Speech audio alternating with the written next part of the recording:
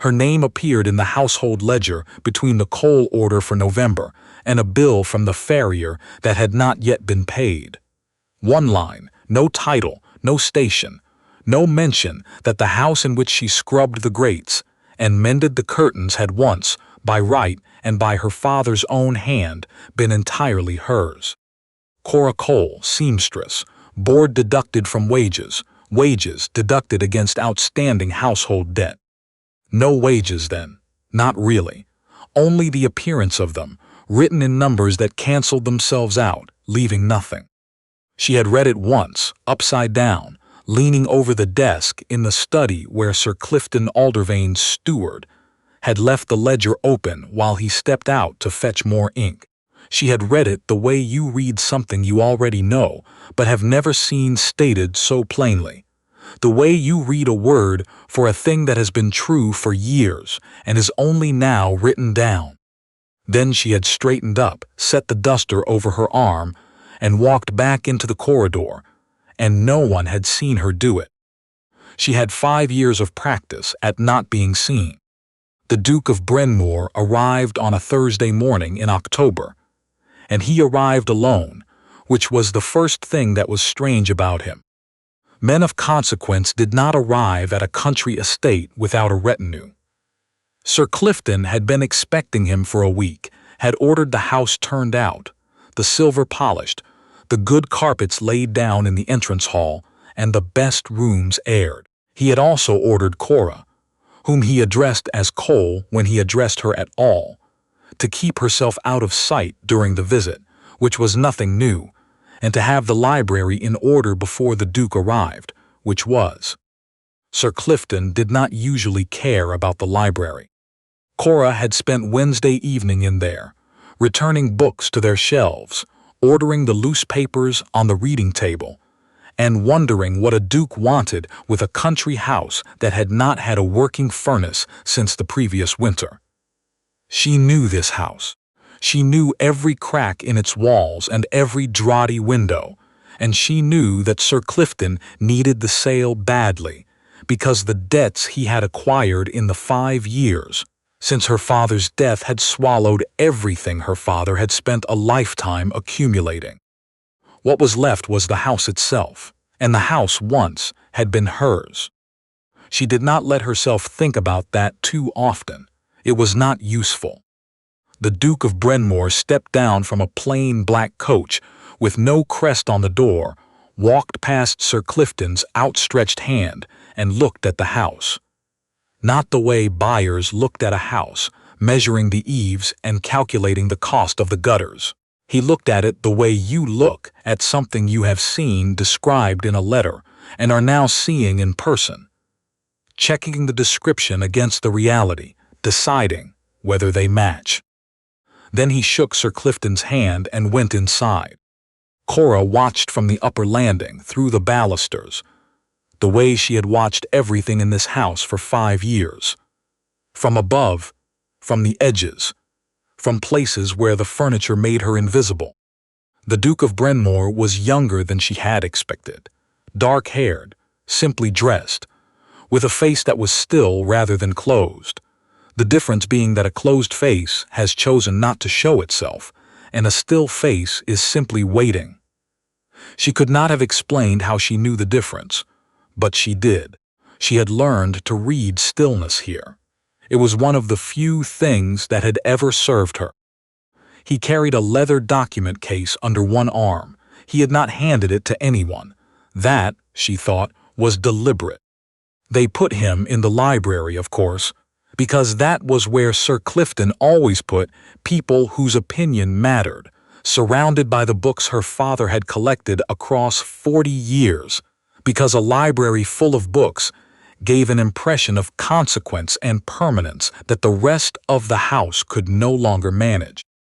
Sir Clifton brought the accounts himself. He had spent a week making them presentable. Cora knew, because she had seen the steward working late into the evenings, and she had seen Sir Clifton review them 3 mornings in a row, sitting at the desk in his dressing gown with a cup of tea gone cold beside him, crossing things out and rewriting them in a cleaner hand. She had not been able to see exactly what he crossed out. She had tried. The Duke reviewed the accounts. That was not strange. What was strange was how he reviewed them. Sir Clifton had begun talking immediately, as Sir Clifton always did, warming the air with numbers and assurances and compliments to the quality of the land, the soundness of the structure, the potential of the property for a man of vision. The Duke said nothing. He read. He read the way her father had read, systematically, from the top of each page to the bottom, without skipping, without scanning, without the impatience that most men in that room brought to figures they had already decided they approved of. Cora was in the corridor outside, on the pretense of arranging a stack of periodicals on the hall table that did not require arranging. She had positioned herself near the door because a partly open door, in her experience, let through more than the people on the other side of it ever realized. She heard Sir Clifton talking. She heard the rustle of pages. She heard silence, which was louder. And then, through the gap in the door, she watched the Duke of Brenmoor turn to the final page of the household accounts ledger, and she watched him stop. She could not see his face from where she stood, but she saw his hand, flat on the table, and she saw it go still in a way that his hands had not been still before, the way a person's hand goes still when they have read something that requires a moment before they can continue. He read that page again from the top. Sir Clifton was still talking. The Duke set the ledger down, reached into his document case, and withdrew a sheet of his own paper. He uncapped his own pen. He wrote something. Not a signature, the strokes were too many, and he paused twice in the middle as though choosing words with care. He folded the paper and placed it inside his coat. Then he looked up at Sir Clifton and said, in a voice so unremarkable that it made every person in that room pay sharp attention, that he would need to review the household accounts in more detail before any decision could be made, and that he would be grateful for the use of the library for the remainder of the afternoon. Sir Clifton said, "Of course, certainly, whatever His Grace required." The Duke thanked him pleasantly and waited for the room to empty. He was still in there when Cora went to bed. Mrs. Wexley found her in the kitchen at 10:30 that night and told her, in the way of a woman who has been waiting to say something since morning, that the Duke's secretary had come to the back door an hour ago. Not the Duke himself. A neat young man named Mr. Frith, who had appeared from somewhere and asked for the household's Cora Cole by name. Not Cole, her name, the one on the ledger. Mrs. Wexley had been the cook here since before Cora was born. She was the only person in this house who knew who Cora actually was, and she had kept it for 5 years because Cora had asked her to, and because she was a woman who understood that some secrets kept people alive and some secrets kept people dead, and it mattered very much which was which. She told Cora what Mr. Frith had said, standing with her back to the range for the warmth of it, not looking at Cora directly. The way she delivered things she was not sure how to frame. The Duke wished to speak with the seamstress tomorrow morning, in the library at 9, without Sir Clifton. Cora sat down on the bench by the table. "Without Sir Clifton," she repeated. Those were the words, His Grace's own. Mrs. Wexley paused. "He called you the seamstress, but Mr. Frith was carrying the household ledger when he came to the door. I saw it under his arm." The line between the coal order and the unpaid farrier's bill. Cora pressed her hands together in her lap and made herself breathe evenly. Did he say why? No. Did Mr. Frith say how long the Duke had spent with the accounts? 5 hours, Mrs. Wexley said. Near enough. Supper was brought in to him. He ate without looking up. She turned then and looked at Cora directly, with the expression she wore when she had made up her mind about something and was not open to persuasion. "I've watched this house for 30 years. I've watched men come in to buy it and survey it and walk away. I have never once seen a man come to purchase a property and spend 5 hours with a seamstress's entry in the household ledger. Cora said nothing. He's found something, Mrs. Wexley said. Or he came already knowing it and used the accounts to confirm it. Either way, he is not here for the fireplaces and the land values. She looked hard at Cora. Go in the morning. Hold your head straight. Tell him the truth. The truth could ruin everything. The arrangement you have now is not everything, Mrs. Wexley said, which was the kind of thing she said sometimes, simple and infuriating and always precisely right. Go to bed. A man who reads an accounts ledger for 5 hours has already decided something.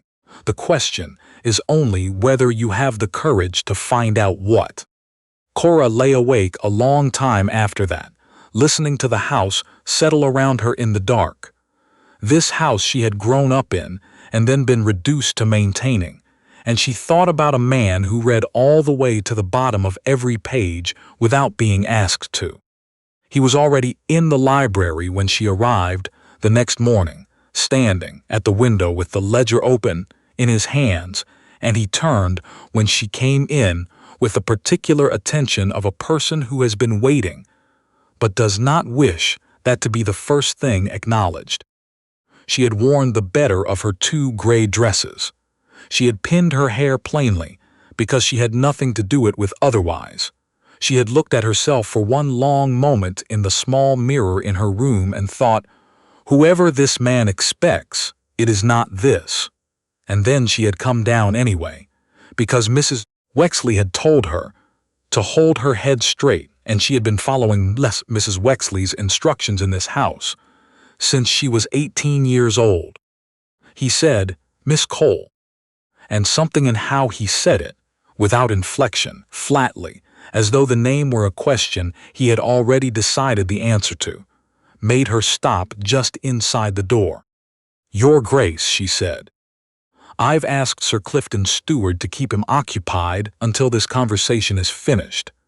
He did not explain why. Please sit down. There were 2 chairs arranged facing each other near the window. He had placed them that way himself, she thought. They had not been positioned like that yesterday. He waited until she sat, and then he sat across from her, and he put the ledger on his knee, and he looked at her with the same careful stillness she had noticed from the landing the day before.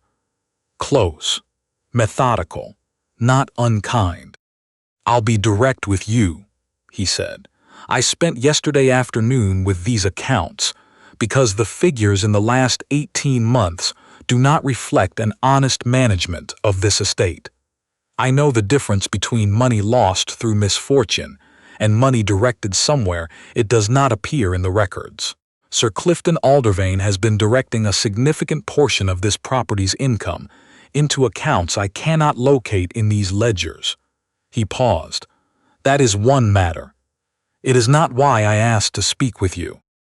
Cora kept her hands still in her lap and said nothing. There is a line in this ledger that concerns you specifically, he continued. Your board is listed as deducted from wages. Your wages are listed as deducted against a household debt, which means, effectively, that you work here without payment, and that this arrangement is described in the official accounts as a mutual exchange, which gives it the appearance of consent. He looked at her steadily. When were you engaged on those terms? I was not engaged, Cora said. I was placed. By whom? By Sir Clifton, when I arrived here 5 years ago. I was told the arrangement was temporary, that it would be resolved once the estate's finances were in order. And in 5 years, the finances have not come into order. No. He was quiet for a moment in the way of a man opening a series of doors, making certain each room is what he believes it to be before moving to the next. What is your name? He asked. Your full name, not the one in the ledger. The question was so quiet and so direct that she answered it before she had decided to. Cora Veltham. Something moved in his expression. Not surprise, the opposite of surprise. The expression of a man who has just had a thing he suspected confirmed. He closed the ledger. "Your father was the Baron Veltham," he said. "It was not a question." "Yes." "Your father died 6 years ago." "Yes." "And this house—" He stopped. He looked at the room around them, at the bookshelves, at the portraits on the walls, at the grounds below through the old window glass. Then he looked back at her. "This is the house you were born in." Cora felt the back of her throat tighten. She did not allow it to go further. She had spent that particular grief a long time ago, and there was nothing left of it but the shape where it had been. "Yes," she said, "it is." He was quiet again. Then he reached inside his coat and brought out the folded paper she had watched him place there the afternoon before. He held it for a moment without opening it, as though making a final decision, and then he set it on his knee and looked at her with an expression she had not seen on a man's face in this house for 5 years. Not authority, not assessment, but something that might have been a careful and deliberate form of respect. "3 years before your father died," he said, "he wrote to my father. They had met twice at a function in the city, not close acquaintances, but men who had spoken honestly to each other on 1 or 2 occasions and had each come away with a good opinion of the other. The letter your father sent was personal, not business. He had reason to believe that someone in his family's circle intended to contest the terms of his estate upon his death, and that his daughter would be the person most harmed by it. He asked my father to keep a copy of the original terms of his will and the trust document attached to it in confidence, in case they should ever be needed." He paused. "My father died 2 years after yours. The letter and the documents came to me among his private papers. I did not understand their significance until this estate was listed publicly for sale and I recognized the name." Cora could not speak for a moment. The room held very still around her. "He knew," she said at last. "He knew what Clifton intended. He suspected it. He was specific enough in his letter to indicate he had grounds for the suspicion." The Duke unfolded the paper he had written the afternoon before and turned it so she could see it, though she was too far to read the handwriting from where she sat. "Yesterday, before I had spoken with anyone in this house, and before I had confirmed any of this, I wrote a memorandum to my own solicitor indicating that the purchase of this estate could not proceed until a full audit of the accounts had been completed and any questions regarding the chain of title had been properly resolved. I gave it to Mr. Frith to post that same evening." He looked at her. "That memorandum is now in the files of my solicitor's office.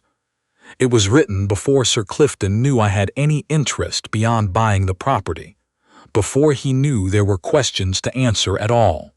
His voice remained level, careful, almost quiet. "Do you understand why that matters?" Cora understood. She understood it in the way you understand something you have been hoping for long enough that you have stopped believing in the possibility, and so you recognize it late, half a second after it arrives.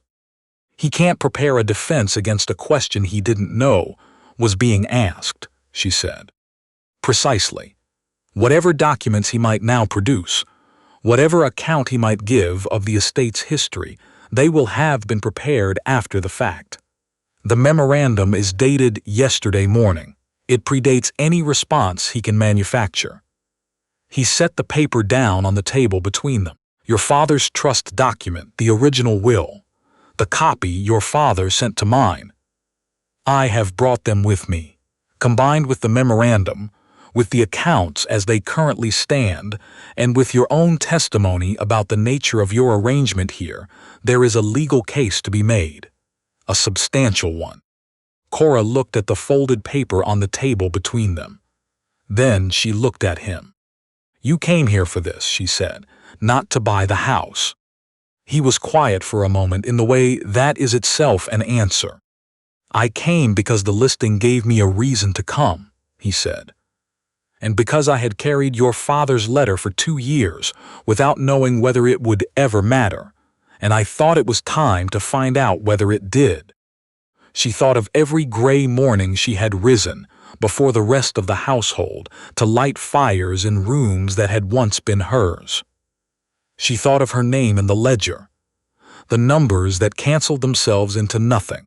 She thought of a single letter written by her father to a man he barely knew, folded and sent and kept in a desk drawer for years by a man she had never met, passed on to a son who had carried it without understanding why until one morning he read an accounts ledger all the way to the bottom. Her father had been careful. He had been careful in the only way that had ever truly mattered, not loudly, not publicly, but documented. Written down, dated, trusted to someone who would hold it. He never told me, she said. Her voice came out smaller than she intended, and she let it. He never told me he'd done that.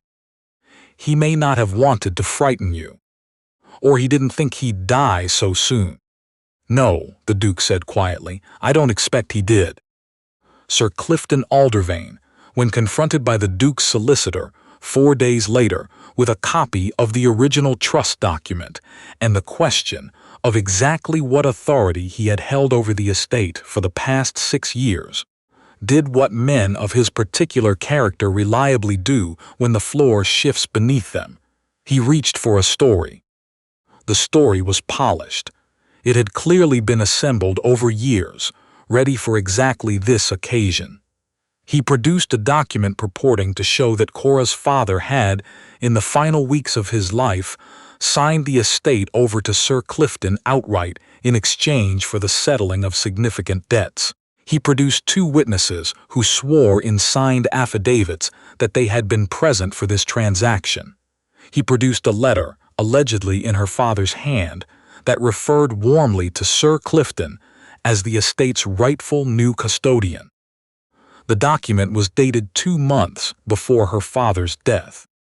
The trust document in the Duke's possession was dated 3 years before her father's death and had been prepared by a solicitor in the city who was still living and still practicing, and who, when contacted by Mr. Frith that same week, confirmed exactly what he had drafted and for whom, and produced his own copy from his own files, which matched the Duke's copy in every particular. Sir Clifton's document was newer than the trust. It could not supersede it. It had been prepared after the fact and witnessed by men whose other recent associations with Sir Clifton, once the Duke's solicitor began looking, turned out to be numerous and financially convenient. The witnesses recanted within a fortnight. The letter in her father's hand was examined by a document specialist retained from the city and found to have been written on paper manufactured after her father's death. Sir Clifton Aldervane left Veltham Manor on a gray Tuesday morning with 2 bags and his man, and he did not go voluntarily, and he did not go quietly, and Cora stood on the front steps and watched him go, and she did not feel what she had expected to feel. She felt tired, and then, after a while, she felt something else entirely, quieter and stranger, which was the particular relief of a weight removed that you have carried so long that you have stopped knowing it as a weight and have started knowing it only as yourself. The Duke stayed a week after Sir Clifton left, working through the remaining legal matters with his solicitor and hers. She had one now, a careful, sharp-eyed woman from the city named Miss Aldrin, who had arrived asking precise questions and had not once made Cora feel that any part of her situation was beyond addressing. The matters were numerous, and they were not simple, but they were soluble, which was a word Cora had not associated with her circumstances for 5 years, and which now seemed to belong to a different language, one she was only beginning to learn to speak again. On the last evening she found the Duke in the library. He was standing before the portrait of her father that hung between the 2 tall windows, the one painted when her father was young, and the estate was new to him, and everything still lay ahead. She had stood before that portrait herself perhaps 1,000 times in the 5 years when the house was not hers. He had not heard her come in. She came and stood beside him, and they looked at the portrait together in the quiet for a while. "He was right to trust your father," she said at last. "My father was a reliable man, as is his son." He glanced at her, and she saw something in his face that he did not appear to realize was showing. Not the careful stillness, but something underneath it, something that had perhaps been there since the morning he first read a line in an accounts ledger and wrote a quiet memorandum to his solicitor before anyone in the house knew to be watching him. "You could have told me immediately," she said. "When you arrived, you had the documents. You knew who I was as soon as you saw the ledger." "I suspected," he said. "I didn't know." "You knew enough to write the memorandum." "I knew enough," he said carefully, "to ensure that whatever I found next could not be preemptively buried, which is not quite the same thing as knowing." He paused. "And I was not certain you would want to be found. Your father's letter indicated that you might not be in a position to trust easily." Cora thought about that. About a girl of 18 left in her own house with a seamstress's wages that canceled themselves into nothing. About 5 years of gray dresses and kept heads and not being seen. "I wasn't," she said. "I'm not sure I entirely am yet." "That seems entirely reasonable," he said, and his tone was almost gentle and entirely without pity, which was the only kind of gentleness she had ever been able to receive without flinching. "It takes time to believe again that the ground under your feet is yours." He left the following morning. The black coach without a crest on the door moved down the long drive, and Cora stood on the front steps. Her front steps, on her grounds, before the house her father had left her, and watched it go. Mrs. Wexley stood beside her, as she had a habit of doing now, which was a liberty she took freely, and which Cora had no intention of discouraging. "Well," Mrs. Wexley said after a moment. "Well," Cora agreed. "He's a careful man." "Yes. Read the accounts all the way to the bottom. Wrote the memorandum that morning, before any of it began. Before you knew his name. Before you knew why he'd come." Mrs. Wexley shook her head slowly. "He'd already made sure you couldn't be moved." Cora had thought about this many times in the past week, that the protection had existed before she knew she needed it, that he had read her name in a ledger between the coal order and the farrier's bill, and had understood something in that moment that she had spent 5 years trying not to understand, that a person written down as an expense is still a person, and that the writing does not make it otherwise.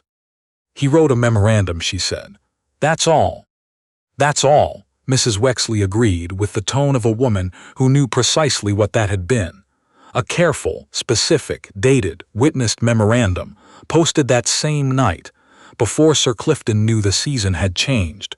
She paused. One line in the right place at the right time is all anything has ever been. Cora looked out across the grounds. The October light was thin and gold across the grass, and the trees at the far edge of the property were turning, and the house stood behind her the way it always had, solid and known and hers. He wrote twice that winter. She wrote back 3 times. By February, the correspondence had stopped being about the legal resolution of the estate, and neither of them remarked on the change. He came in the spring. He came the following autumn. He came and stayed the autumn after that. She kept the memorandum. Not framed. She had pulled back from the impulse to frame it, which had seemed too much like declaring the worst behind her, rather than simply leaving it there. She kept it folded in her desk, in the drawer where she kept her father's letters and the copy of the trust document and a photograph of the house taken on the day. 3 years after she had returned to it, when she had finally stopped thinking of it as something she was guarding and something she was guarding, and started thinking of it as simply lived in. On the morning they married, In the small stone church at the edge of the village, Mrs. Wexley pressed both of Cora's hands and held them for a long moment. "Your father knew someone would come," she said. "He didn't know when, and he didn't know who, but he knew. He wrote it down before anything could go wrong, and the writing was the whole of it." Cora took the old woman's hands and held them in return. "You told me to hold my head straight," she said. "The morning I went into that library, you told me and I did." "You always held it straight," Mrs. Wexley said. "Every gray morning for 5 years in this house, you held it straight. He just happened to be the first man clever enough to look up and see it." Later, after the church and the small luncheon and the long pale afternoon light moving across the rooms she had grown up in, Cora sat at her father's desk, her desk now, and opened the drawer and took out the memorandum one last time. She read it all the way to the bottom, the way she had been taught by a man who did the same. The final line was the one he had written about her, on the morning he arrived, before he had spoken to anyone, before he had confirmed anything, before Sir Clifton had thought to be watching, that the terms of any sale were conditional upon full resolution of all claims against the property, including those pertaining to any person listed in the household accounts as working against a debt, and that no such person was to be considered a fixture of the estate or a term of any transaction, as persons were neither fixtures nor terms. Persons were neither fixtures nor terms. She folded the paper and put it back. Below in the garden, she heard him call her name. Her name, the real one, the one her father had given her, and her uncle had tried to bury under a seamstress's alias and a line in a ledger, and she went down to answer him. Not a name between the coal and the farrier's bill anymore. Just hers. Only ever hers. They had simply written it down wrong, and he had been careful enough and patient enough, and had read far enough to find her there and set the record straight before anyone thought to stop him.